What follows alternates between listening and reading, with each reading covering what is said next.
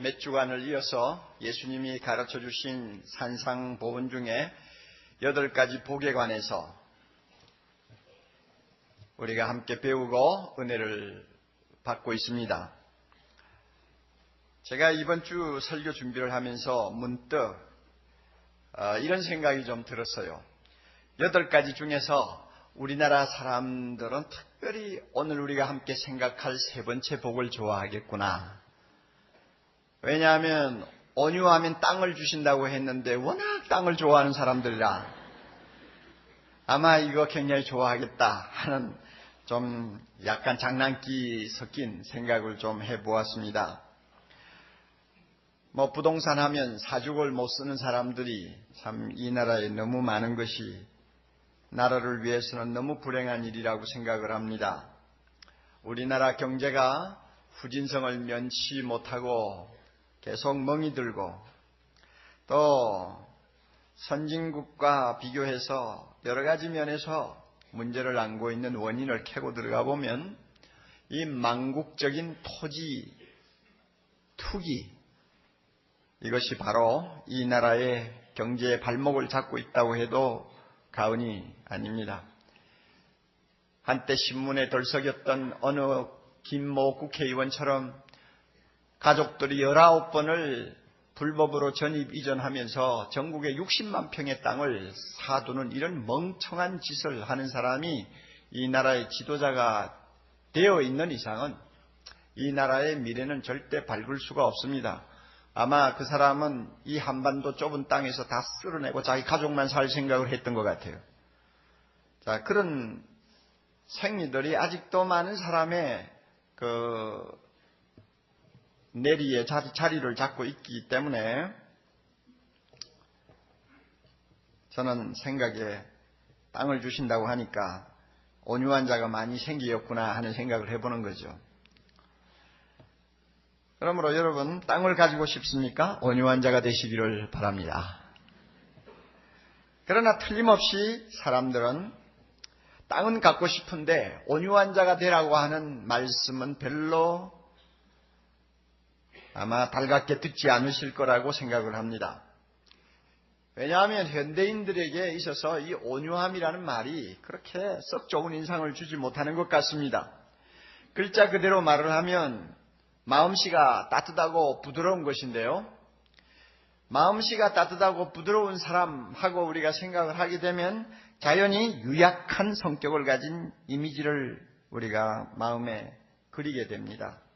성격이 부드러워서 남에게 싫은 말 한마디 제대로 못하는 사람 이렇게 떠오르죠. 또 좀 무기력하고 우유부단해서 무슨 일을 맡겨도 안심이 안 되는 사람, 또 어떤 경우에는 좀 지나치게 비굴하게 굽실굽실거리는 사람, 이런 사람들의 이미지가 우리 마음에 떠올라요. 그러다 보니까 온유하다, 그렇게 좋은 것 같지 않는데 하는 생각이 드는 것입니다. 언젠가 어느 나이 좀 드신 부인이 자기 사위를 못마땅해가지고 불평하는 말을 들은 일이 있습니다. 심성이 좋아서 법이 없어도 사는 사람이라고요? 말도 하지 마시오. 진절머리가 나요. 제 식구 하나 벌어먹이지 못하는 주제에 사람만 좋으면 뭐해요? 차라리 성깔을 부리고 주먹질을 하면서도 제 식구 좀 제대로 먹여 살리는 사람이 100배로 낫소다 이러더라고. 그러니까 너무 마음씨 좋고 온유하다 하는 이런 데 대한 약간의 좀 부정적인 시각들을 가진 분들이 많은 것 같습니다. 더욱이 오늘 사회에서는 적자 생존의 냉엄한 원리가 그대로 적용이 되고 있지 않습니까? 강한 자가 이긴다. 강한 것이 좋다. 그러므로 줄을 서도 강한 사람에게 가서 줄을 서라. 이런 식입니다. 또 자기 자신이 남에게 약하게 보이는 것은 죽어도 싫어하는 이런 생각들을 우리 모두가 다 가지고 있어요. 그러다가 보니까 주님이 온유한 자가 복이 있나니 저희가 땅을 기업으로 받을 것이며 하는 말씀이 별로 그렇게 달갑게 여겨지지 않는 것입니다. 그러나 이 예수님의 말씀을 우리가 깊이 좀 생각하고 연구하고 묵상하면 결국 천하가 변해도 영원히 변하지 않는 진리라는 것을 알게 됩니다. 온유한 자가 가장 강한 자입니다. 그러므로 땅을 차지합니다. 예수님이 말씀하시는 온유는 선천적으로 타고난 어떤 부드러운 성격을 이야기하는 것 아닙니다. 성령님을 마음에 모시고 주님을 나의 구주로 고백하는 모든 사람들에게서 기대될 수 있는 후천적인 성품이에요. 다시 말씀드리면 성령께서 우리 마음에 계셔서 우리의 마음 심령을 가난하게 해주십니다. 그리고 우리의 심령을 애통하게 만드십니다. 그 다음에 우리 안에서 성령이 형성시켜주는 성품이 하나 있는데 그것이 바로 온유라는 것입니다. 우리 모두에게는 충동을 받으면 야생마처럼 난폭해지기 쉬운 성품을 다 가지고 있는데 성령께서 이 난폭해지기 쉬운 우리의 성품을 통제하시고 균형을 잡아주실 때 나타나는 것이 온유입니다. 좀 더 다른 말로 표현하면 예수님은 온유하신 분입니다.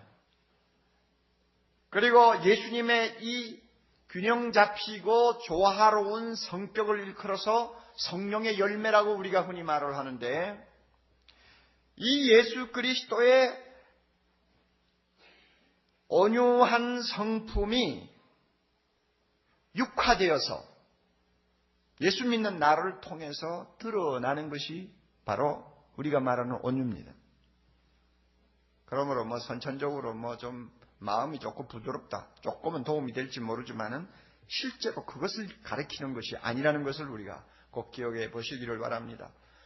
예수님의 온전한 성품을 표현하는 성령의 9가지 열매를 보면 그 안에 온유가 들어있습니다.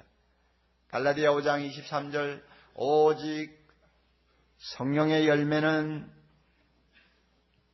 사랑과 희락과 화평, 그 다음에 뭡니까? 오래 참음과 자비와 양선, 그리고 충성과 그 다음에 뭐예요? 온유와 절제니. 이 9가지가 모두 예수님의 한 인격 성품을 드러내는 요소요 아름다운 장미꽃입니다. 그 가운데 온유가 들어있잖아요. 이 온유를 성령께서 우리 안에서 만들어주는 것입니다. 예수님의 성품을 온유하게 하신 것처럼 그 예수님의 영이신 성령을 우리 마음에 모시면 그 성령이 우리의 마음에서 우리의 기질을 온유한 사람으로 바꾸어줄 때 비로소 우리는 온유한 자가 되는 것입니다. 이런 의미에서 어떤 사람이 말한 것처럼 그리스도의 온유는 우리 믿는 자들이 착용할 수 있는 가장 아름다운 장신구와 같다고 말한 것은 조금 더 과장된 것이 아닙니다. 자, 그렇기 때문에 우리 모두 한 가지 인정하셔야 됩니다. 여러분, 우리는 다 예수 믿습니다. 예수 믿는 사람은 한 사람도 예외 없이 성령을 모시고 삽니다. 할렐루야. 우리 안에 성령이 계십니다. 그리고 그 성령은 뒷방 영감이 아니요, 우리 안에서 왕이 되신 예수 그리스도가 우리를 다스리시고 천국을 이루도록 하시는 절대자입니다. 절대자로서 우리 안에 계세요. 절대자로서 우리를 다스리고 계세요. 그렇다면 그 성령은 우리의 성품을 온유한 자로 바꾸어 놓습니다. 꼭 믿으시기 바랍니다. 따라서 성령을 모시고 산다 하면서 성격이 온유하지 못하다, 그것은 스스로 자기 자신을 속이는 것이요 모순에 빠지는 것임을 우리가 꼭 기억해 둘 필요가 있습니다. 우리가 온유한지 아니한지를 어떻게 알 수 있습니까? 내가 온유한지 아니한지를 무엇으로 알고 있습니까? 알 수 있어요? 온유는 먼저 하나님 앞에서의 내 마음 자세를 가지고 이야기합니다. 하나님 앞에서 내가 어떤 처신을 하는 사람이냐, 그걸 보면 그 사람이 온유한 사람인가 아닌가를 분별할 수 있어요. 하나님을 향해서 우리는 욥처럼 처신해야 합니다. 욥처럼 처신하면 온유한 자입니다. 우리가 잘 아는 바와 같이 욥은 동방의 최고 부자였다고 했습니다. 그렇게 많은 재산, 10남매나 되는 자랑스러운 자녀들, 천하에서 가장 미인이라고 하는 아내, 어느 것 하나 풀어볼 것이 없는 모든 생의 쾌락을 위한 조건들을 다 충족시키면서 살던 욥이지만 하루아침에 알거지가 되었어요. 이것은 우리에게 굉장히 중요한 교훈을 주는 것입니다. 주식을 가지고 떼돈을 벌었나요? 하루아침에 다 날아갈 수 있습니다. 내가 지고 있는 재산, 내가 자랑하는 자녀, 자랑하지 마세요. 하루아침에 다 없어질 수 있어요. 욥이 바로 그런 경험을 했습니다. 다 없어지고 몸에까지 병이 들어서 기와 조각을 가지고 너무 가려우니까 온몸을 피가 나도록 긁고 앉아있는 너무나 불쌍한 사람이 되어버려서 하루아침에 그렇게 될 수 있다 하는 것입니다. 그럴 때 욥은 하나님 앞에 어떤 처신을 했느냐? 욥기 1장 20절 이하에 보면 참 그의 됨됨이를 우리가 발견할 수 있는 말씀이 나옵니다. 욥이 일어나서 겉옷을 찢고 머리털을 밀고 땅에 엎드려 하나님께 경배했습니다. 알거지가 된 다음에 욥이 일어나 겉옷을 찢었고 머리털을 밀었고 그 다음에는 땅에 엎드려 하나님 앞에 경배했습니다. 이 태도를 일컬어서 하나님 앞에 온유한 자의 태도다 이렇게 말합니다. 하나님을 향해서 거세게 항의하고 싶고 얼굴을 들고 왜냐고 따지고 싶을 때 그렇게 하지를 않고 오히려 회개하는 자답게 옷을 찢고 베옷을 입고 하나님 앞에 엎드려 하나님 앞에 경배했어요. 이게 온유한 자예요. 그리고 행동이 있으면 말이 따라와야죠. 그가 뭐라고 고백했습니까? 내가 모태에서 벌거벗고 나와 싸운즉 또한 벌거벗은 채로 모태로 돌아가는 것은 당연합니다.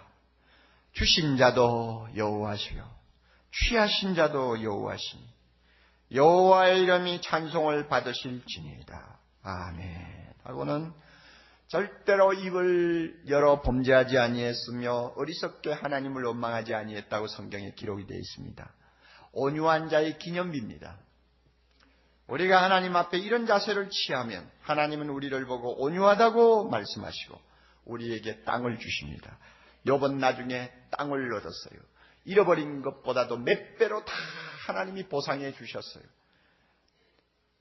욥은 인생을 실패자로 산 것이 아닙니다. 땅을 얻은 사람은 승자지요. 옛날에 땅을 소유하면 승자가 되잖아요. 욥은 승자로서 인생을 살았습니다. 왜? 하나님 앞에 온유한 자가 되었기 때문에. 현재 사랑하는 형제자매 가운데서 참 욥 정도로 기가 막힌 상황은 아니라 할지라도 참 자신이 생각할 때 이해가 안 되는 불행, 이해가 안 되는 고통, 문제를 안고 씨름하는 분들이 계십니까? 기도를 할 힘도 없어요. 하나님 앞에 계속 따지고 싶은 마음밖에 없어요. 나처럼 그래도 신앙생활을 했다면 하나님이 어떻게 이런 대우를 하실까 하는 편치 못한 마음 때문에 계속 하나님을 향해서 마음이 사나워져요. 이런 분 계시나요? 여러분의 자세는 욥에게 비교하면 온유하지를 못합니다.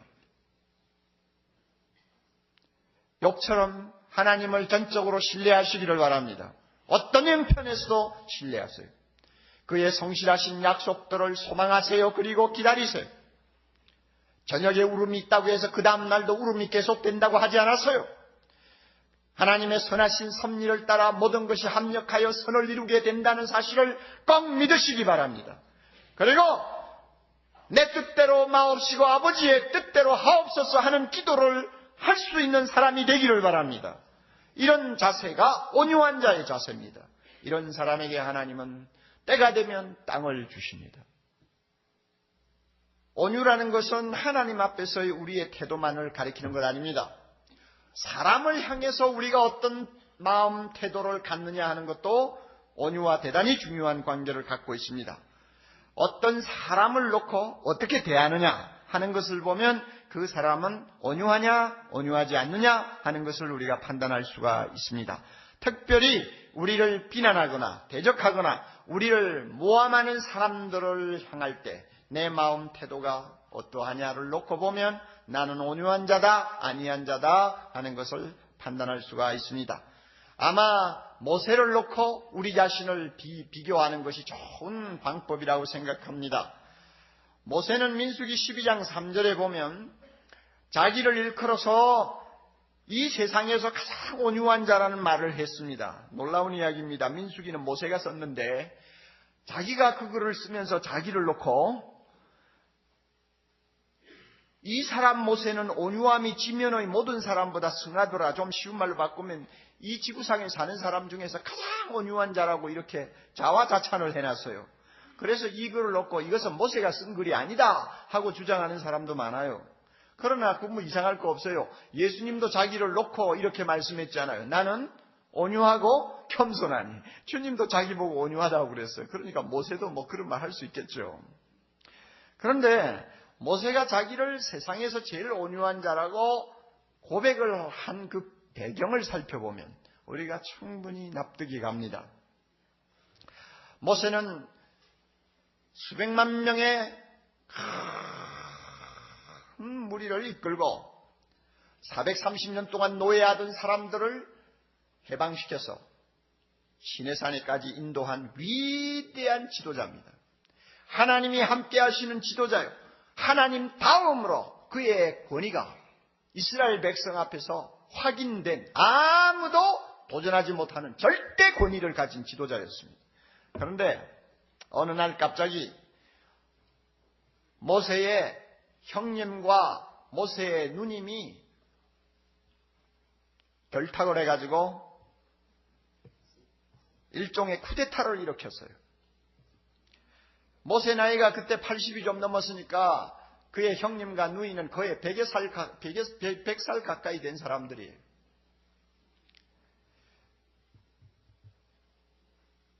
형제 하나가 너무 백성들에게 추앙을 받고 높아지니까 아마 질투가 생겼나 봐요. 세상에서 제일 무서운 게 형제들입니다. 다른 사람은 존경한다 하는데 형제는 죽어도 존경하네요. 누님과 형님 아론, 누님 미리암 이 두 사람이 결탁을 해가지고 백성들을 일부를 충동질하면서 이제 이신공격을 시작했습니다. 모세의 아내 십보라가 있어요. 그 사람은 아마 피가 이티오피아 사람의 피인가 봐요. 그래서 성경 보면 구수인이라고 그랬거든요. 깜둥이에요. 어떻게 하나님의 백성의 지도자가 된 사람이 저 에티오피아의 여자를 아내로 맞아가지고 깜둥이하고 사느냐 하고 인신공격을 시작했어요. 벌써 결혼한 지가 몇 년 전이요? 40년 전인데 그걸 들고 나가서 새삼스럽게 공격을 할 이유가 뭡니까? 그리고는 또 뭐라고 했느냐 하면 어떻게 모세만 지도자냐? 하나님이 우리도 만나주셨다. 우리도 하나님이 만나서 말씀을 하셨다. 그러므로 모세 혼자 자기 혼자 그렇게 절대 권력을 휘두를 필요가 없다 하고는 백성들을 막 선동했어요. 자, 여러분 화납니까 안 납니까? 아무리 형제니까 더 화나는 거예요. 형제가 이러니까 더 화가 나고 괘씸하죠. 모세의 입장에서는 얼마든지 그들을 입을 다물게 할 수 있고 벌을 가할 수도 있고 아니면은 복수도 할 수 있는 힘을 가졌지만은 성경에 보면 모세는 잠잠했어요. 한마디도 대꾸하지 않았어요. 화를 내지도 않았어요. 원수나 복수를 원수를 갚겠다는 생각도 안 했어요. 백성들 앞에서 망신을 주겠다는 생각도 안 했어요. 하나님께서 자기의 억울함을 알아주실 것이라는 심정으로 조용히 기도하면서 기다렸어요. 이 태도를 놓고 모세는 이 세상에 있는 사람들 중에서 가장 온유한 자다 이렇게 성경이 기록하고 있습니다. 만약 우리가 모세와 같이 처신할 수 있다면 우리는 온유한 자입니다. 이와 같이요, 온유는 이 화를 내는 것, 격분하는 것과 많이 연관을 시켜서 생각을 합니다. 아리스토텔레스라고 하는 여러분이 잘 아시는 철학자는 원래 중용의 도를 많이 이야기하는 사람인데요. 온유에 대해서 똑같은 말을 했어요. 온유가 뭐냐? 온유는 격렬한 분노와 그 다음에 전혀 화를 내지 아니한 것의 중간이다. 이렇게 말을 했어요.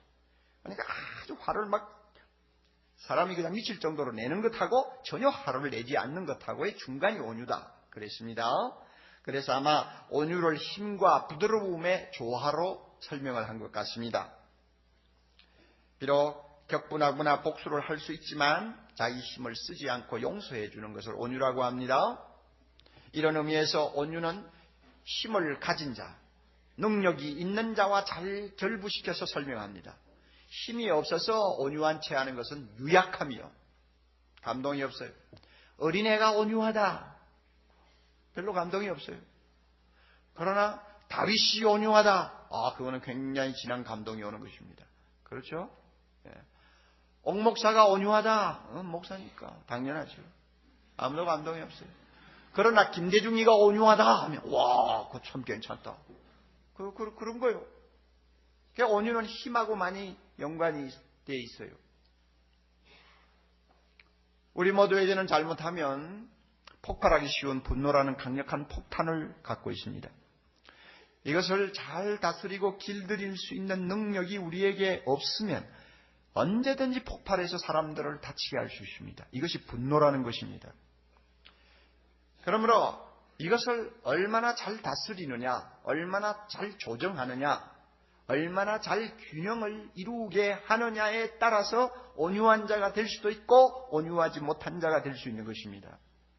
흔히 사람들은 오랜 시간의 훈련과 자기 수양을 통해서 자기 감정을 컨트롤할 수 있고 화를 다스릴 수 있다고 생각합니다. 어느 정도 성공할 수도 있습니다. 그러나 예수님이 말씀하시는 온유는 사람들이 자기 힘으로 적당히 조절하면서 얻을 수 있는 그런 수양하면서 얻을 수 있는 온유가 아니고, 우리 안에 계시는 성령이 철저하게 나를 다스림으로써 나타나는 온유를 이야기합니다. 그러니까 차원이 달라요. 자, 그러면 보세요. 우리가 언제 화를 내야 합니까? 언제 화를 내지 말아야 합니까? 화를 내어도 온유할 수 있는 경우는 어떤 경우입니까? 이런 질문들을 많이 할 수 있습니다. 예수님을 보면서 배우는 것이 가장 정확한 길입니다. 예수님은 자신을 가리켜 나는 온유하고 겸손하다고 했습니다. 그리고 마태복음 12장 20절에 보면 온유하고 겸손한 자기 모습을 구약의 성경을 인용해서 이렇게 표현합니다. 예수님은 상한 갈대를 꺾지 아니하셨습니다. 꺾을 힘이 얼마든지 있는 분입니다. 그러나 꺾지 않았어요. 온유하시기 때문에. 예수님은 꺼져가는 심지를 끄지 아니하셨습니다. 혹 불어버릴 수 있는 힘이 있지만 끄지 않고 조용히 기다리고 계셨습니다. 왜? 온유하셨기 때문입니다. 예수님은 세상에 계실 때 자기 자신을 위해서, 자기 유익을 위해서 화를 내신 일은 한 번도 없습니다. 나사렛 예수, 저 촌놈하고 많은 사람들이 예수님을 모욕하고 경멸했을 때도 그것 때문에 그는 화를 내신 일이 한 번도 없고, 바리새 교인 집에 초대를 받아서 식사를 할 때도 거지를 초대한 것처럼 전혀 예우를 해주지 않고 박대를 당했지만은 그것 때문에 예수님은 화를 내신 일이 한 번도 없습니다. 예수님이 화를 내신 일은 언제 있었느냐? 백성들의 유익을 위해서 필요하다고 할 때 화를 내셨어요. 성전에 들어가서 경건하게 기도하기를 원하는 사람들이, 장사하는 사람들 틈바구니에서 경건하게 기도하지 못하는 것을 보실 때 화가 났어요. 그래서 회초리를 가지고 장사하는 사람들을 막 쫓아냈어요. 이게 온유입니다. 나를 위해 화를 내지 아니하고 다른 사람을 위해서 화를 낼 수 있다면 그것은 온유입니다. 예수님은 이 세상에 하나님을 두려워하지 아니하고 많은 사람들을 멸망으로 끌고 가는 불의와 죄악을 보실 때 화를 내셨어요. 독사의 자식들아, 뱀의 새끼들아 하면서 화를 내실 때는 많은 사람들을 하나님의 심판을 받을 수밖에 없는 불행한 자리로 끌고 가는 것을 볼 때 그 불의를 참지 못해 화를 내셨어요. 이것이 온유입니다. 온유하신 예수님이 보여주신 이와 같은 태도를 우리가 가만히 배우고 묵상하면 온유한 사람으로서 화를 낼 때가 언제고 화를 내지 말아야 할 때가 언제인가를 분별할 수가 있어요. 어떤 경우에는 화를 내어도 온유입니다. 어떤 경우에는 화를 안 내도 온유가 되지 못할 때가 있어요. 지금 선거철이니까 한마디 합시다. 정치개혁을 부르짖는 시민의 소리들이 많이 있습니다. 오늘 한국 이래서는 안 됩니다. 나라의 가장 중요한 지도자들 몇이 지역주의를 계속 하지 않는다고 소리치면서 오히려 지역주의를 자극하고 지역주의를 조장하는 이런 통토를 만들어가서는 안 됩니다. 모두가 다 물러가야 돼요.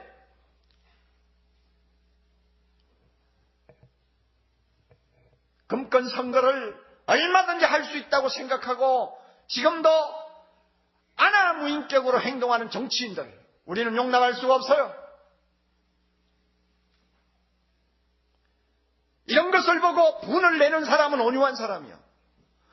이런 부패한 정치 풍토를 놓고 분도 내지 못하며 말도 한마디 못하고 뭔가 바로 해보고 싶은 일에 동참도 못하면 그 사람은 온유하지 못한 사람이요. 그 사람은 비겁한 사람이요. 온유는 강합니다. 연세대학교 윤방부 교수가 공천을 받았다가 반납하면서 쓴 글을 보면서 정말 공감하는 바가 많아요. 낚시터에 낚시꾼들이 모이듯이 정치판에는 몰입에 같은 정치꾼들이 몰려다니면서 돈을 뜯어내고 지방색을 가지고 표를 끌어모아주고 탈법을 해서 어떻게 하든지 당선만 시키면 된다고 하는 풍토를 만드니까 양식이 있는 사람이 그런 더러운 판에 뛰어들기가 어렵죠. 그러나 우리가 피하지 말아야 돼요. 비전을 가진 젊은이들 정치계에 나가야 합니다. 뜻을 가진 사람들이 정치계에 나가서 이 나라를 바로잡아야 됩니다. 이것이 온유입니다. 그리고 우리 모두는 가만히 있으면 안 돼요.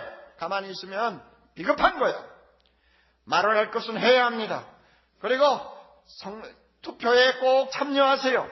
투표를 기권하면서 무슨 소리 할 자격 없어요. 다 참석하셔야 돼요. 예수 믿는 사람 100% 다 참석해서 지방색을 떠나서 여러 가지 지역주의를 떠나서 뭐 학연을 떠나서 내가 돈을 받았느냐 안 받았느냐를 떠나서 가장 확실한 사람을 밀어주어야 됩니다. 이것이 온유입니다. 이것이 온유한 자가 갖는 힘이에요. 예수님은 그렇게 하셨어요. 온유는 강한 것이지 약한 것이 아닙니다. 하나님이 죽었다, 신은 죽었다고 한참 떠들면서 인기를 끌었던 철학자가 있습니다. 니체입니다. 니체. 그는 말하기를 예수님이 온유한 자는 복이 있나니 땅을 차지한다고 했는데 예수님이 말한 온유는 약자의 덕이지 노예의 덕이지 강자의 덕은 아니다 하고 그는 비웃었습니다. 예수님이 말하는 온유한 자는 세상을 살지 못해. 그래서 니체는 뭘 들고 나왔어요? 초인의 힘을 들고 나왔습니다. 초인의 정신을 이야기했어요. 슈퍼맨의 정신을 이야기했습니다. 슈퍼맨의 정신을 가져야 이 세상을 이길 수 있고 살 수 있다는 것입니다. 그러나 자기 꼴은 어떻게 됐어요? 나중에는 정신병이 들어가지고 어떻게 죽었는지도 몰라요. 그러나 불행하게도 그 철학자의 말을 맹신하고 실제로 정치계에 그것을 활용했던 악마가 하나 있었죠. 히틀러입니다. 슈퍼맨의 정신을 그는 이어받았습니다. 그래가지고 슈퍼맨의 정신을 가지고 나라를 세계를 정복하자고 한 결과 이 지구상에 있는 사람들이 한때 얼마나 끔찍한 재앙을 치루었습니까? 온유가 빠진 슈퍼맨의 정신은 저주받은 폭력이요 지옥 같은 파멸을 가져다 주었다는 것을 우리는 역사를 통해서 너무나 잘 알고 있습니다. 온유를 비웃던 니체와 히틀러는 영원한 약자가 되어버리고 패자로서 역사에 남아있지만 온유한 자가 복이 있다고 하신 예수님은 영원한 강자요 승자가 되어 경배와 찬양을 받고 계시는 것을 우리 모두가 봅니다. 주님의 말씀이 진리인 것입니다. 사랑하는 형제자매 여러분, 우리가 지금까지 온유에 대해서 배웠습니다. 하나님 앞에서의 온유한 자, 모세처럼 하자. 아니죠. 누구처럼요? 욥처럼 하자. 나를 대적하는 사람 앞에서의 온유한 자가 되자. 누구처럼 할까요? 모세처럼 하자. 그리고 우리가 사람을 대할 때 화를 낼 것이냐 안 낼 것이냐 어떻게 하는 것이 온유냐 하는 것은 누구에게 배웠습니까? 예수님에게서 배우자. 지금까지 한 말씀이에요. 그렇다면 우리가 이렇게 배웠으면 작은 일에서부터 적용을 해야 합니다. 온유한 자가 되면요, 제일 먼저 행복해지는 사람은 가족이에요. 그러므로 가정에서부터 내가 온유한 사람이 되어야 합니다. 내가 가정에서 온유하지 못하면 제일 먼저 불행해지는 사람들이 식구들입니다. 부인이 다쳐요. 아들이 다칩니다. 온유하지 못하면 주변에 있는 식구들이 다 다쳐요. 가정 상담자들의 말을 들으면 결혼 생활을 하고 있는 부부 사이에 제일 어려운 문제가 상존하는 분노라고 그러더군요. 다시 말하면 쉽게 가라앉지 않는 분노가 남편의 마음에도 계속 남아있고 아내의 마음에도 계속 떠나지 않고 있는 거예요. 그래서 어떤 심리학자는 이런 분노를 일컬어서 얼어붙은 분노라고 그러더군요. 얼어붙으면 잘 안 떨어지지 않아요. 이게 잘 안 없어지는 거예요. 그래서 이것 때문에 가끔 서로 날카로워지기도 하고 서로가 갈등을 하기도 하고 어떤 때는 서로 막 상처를 주고 독한 말로 사람들의 감정을 뒤집었고 그래요. 그래가지고 부부 사이가 굉장히 참 살벌해지는 것입니다. 부부가 예수 그리스도를 믿고 성령을 그 마음에 모시고 성령이 자기의 감정을 다스려 주시고 통제하도록 적극적으로 의뢰하면 성령의 손 안에서 그런 악한 것들이 자꾸 고개를 들 수가 없죠. 성령은 반드시 온유한 자로 만들어주는데 그렇게 하지 아니할 경우에는 온유는 저만큼 가버리고 자기 감정만 분노만 쉴 사이 없이 끌어오르니까 가정이 평안할 리가 없죠. 그러니까 온유가 부족하면 우리의 감정, 우리의 분노는 언제든지 터질 수 있는 시한폭탄이에요. 가정에서부터 온유해야 돼요. 최근에 상담을 하는 모 교수에게 목사 사모님이 찾아와서 상담을 한 내용을 써놓은 글을 좀 본 일이 있습니다. 이 사모는 40대 초반의 나이에 똑똑한 남편을 목사로 말을 잘못했어요. 똑똑한 목사를 남편으로 데리고 사는 부인입니다. 명문대를 나왔는데 처음에는 얼마 동안 직장 생활을 했나 봐요. 직장 생활을 하는데 남편이 날마다 버릇처럼 하는 말이 있더래요. 시시한 놈들, 이 지저분한 놈들하고는 도무지 일을 못하겠어. 이 시시한 놈들, 지저분한 놈들, 내까지 더러워지겠어. 이러면서 직장 동료들을 날마다 비난하더래요. 그러더니 어느 날 갑자기 아내하고 운원도 하지 아니하고 신학교로 가더랍니다. 그러니까 목사가 됐대요. 명문대학 출신이어서 그런지 그런 대로 괜찮은 교회를 맡아서 목회를 잘하고 계신데요. 교인들로부터는 영성과 지성이 겸비한 지도자요. 또 세속적인 것과는 절대로 타협하지 않는 아주 정의로운 지도자라고 존경을 받고 있답니다. 그런데 왜 상담을 왔느냐? 사모의 말이에요. 다른 사람은 그를 어떻게 보든 간에 자기가 보기에는 남편이 밖에서 알려진 것처럼 의로운 사람이 아니라는 것입니다. 단지 그 성격이 너무 비판적이기 때문에 자신뿐 아니라 다른 사람들에게 엄격해서 그런 인상을 받는다는 것입니다. 더욱이 슬픈 것은 자기 가정이 너무 행복하지 못하다는 것입니다. 가정은 날씨가 쾌청이 아니라 늘 비가 오려는 듯 답답하기만 하답니다. 그래서 살맛이 없대요. 어떻게 하면 되겠는지, 무엇이 잘못됐는지 가르쳐 달라고 상담을 청한 것입니다.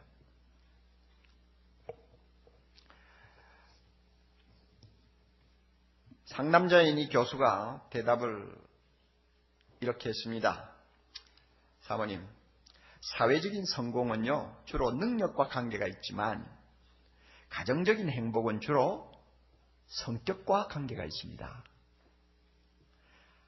목회자가 목회에 성공하려면 남다른 능력이 필요하지만 목회자의 가정이 행복하려면 능력이 아니고 건강한 성격이 필요합니다.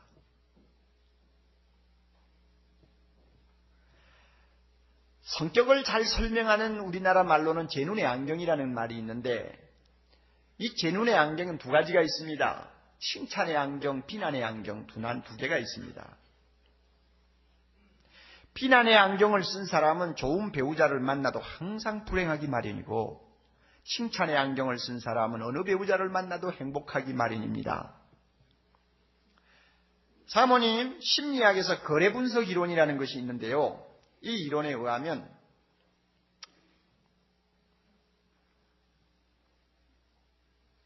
나의 과거가 변하지 않는 것처럼 상대방은 절대로 변하지 않습니다. 그러나 내가 변하면 상대방이 변한다는 이론입니다. 우리는 모두 당신부터 변해야 하지만 사실 더 중요한 것은 내가 먼저 변하는 것입니다. 내가 변하면 상대방이 변합니다. 사모님이 변하면 목사님이 변합니다. 그러므로 사모님의 가정의 문제는 꼭 목사님의 문제만은 아닙니다. 둘 다 문제가 있으니까 다음 어느 날 두 분 다 오셔서 이 사무실에서 두 분의 성격 검사를 좀 받으십시오. 그랬답니다. 매우 전곡을 찌르는 지혜로운 상담 처방을 한 것으로 보입니다. 여러분 보세요. 건강한 성격이 행복의 지름길입니다. 그렇다면 건강한 성격 중에 예수님이 교훈하신 온유한 것만큼 건강하고 좋은 성격이 어디 있습니까?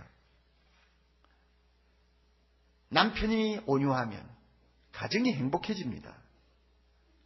왜냐하면 그것은 건강한 성격이니까요. 온유한 사람이 아내를 함부로 비난하고 비판합니까? 온유한 성격을 가진 아내가 남편 마음에 있는 분노를 자꾸 충동질할 수 있습니까?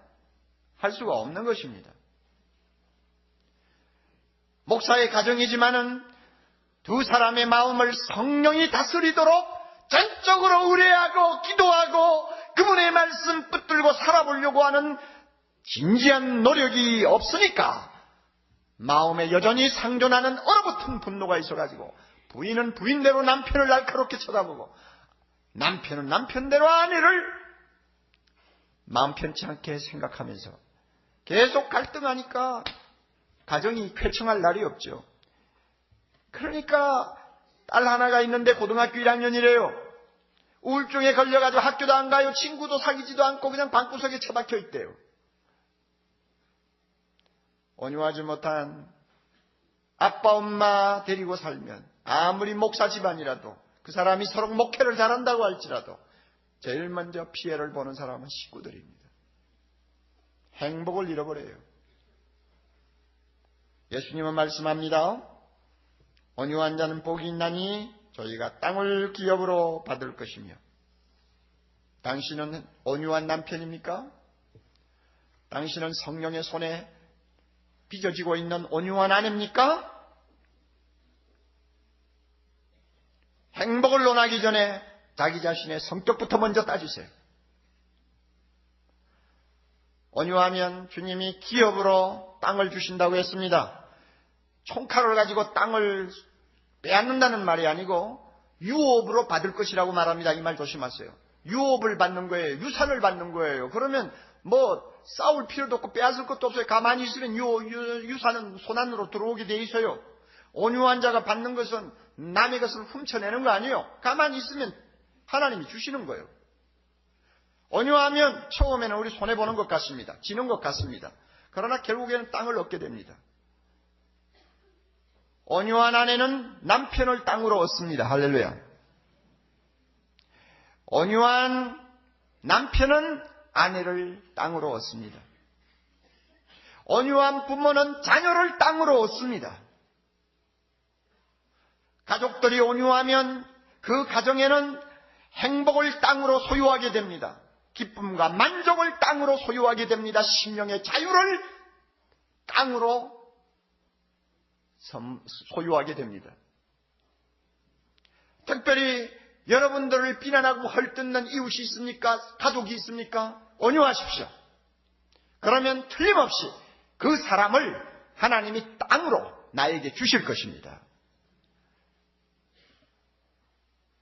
어떤 상황에서든지 자기 자신을 위해서는 화를 내지 마세요.